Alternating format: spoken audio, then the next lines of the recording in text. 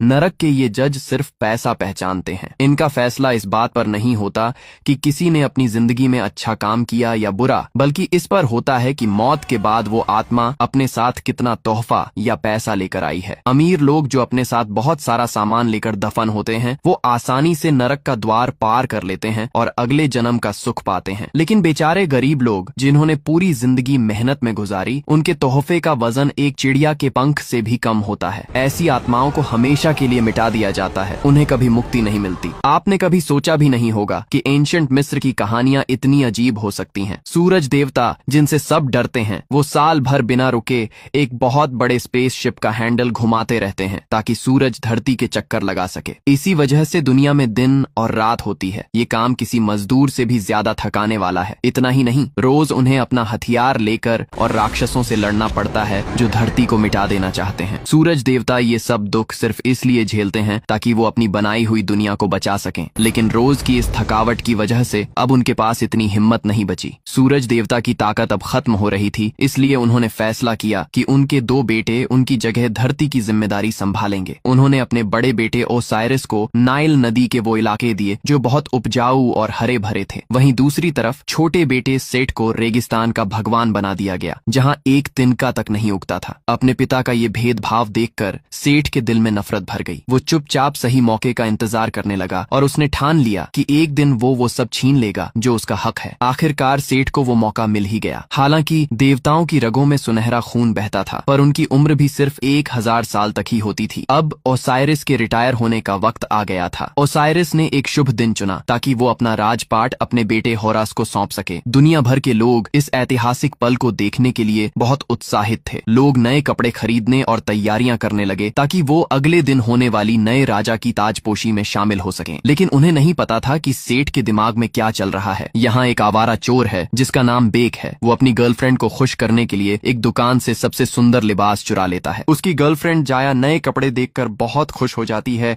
और पर्दे के पीछे जाकर तैयार होती है। जब वो बाहर आती है तो वो किसी रानी से कम नहीं लग रही थी। दोनों को लग रहा था कि नए राजा के आने से उनकी जिंदगी भी बेहतर हो जाएगी। दूसरी तरफ आने वाला राजा होरास रात भर की जश्न और मौज मस्ती के बाद गहरी नींद में सोया होता है। जब नौकरानी उसे जगाती है तो वो उठता है। मिस्र के ये देवता आम इंसानों के मुकाबले कद काठी में बहुत बड़े और ताकतवर होते हैं। होरास अपने आसपास थकी हुई नौकरानियों को देखकर मुस्कुराता है और आज के बड़े दिन के लिए तैयार होता है। उसके चेहरे पर एक अलग ही गर्व था। जल्द ही मेन स्क्वायर पर ताजपोशी का जश्न शुरू हो जाता है। चारों तरफ ढोल नगाड़े बज रहे होते हैं। राजा ओसाइरिस अपना आखिरी भाषण देते हैं। वो जनता से वादा करते हैं कि नए राजा के आने के बाद भी पुरानी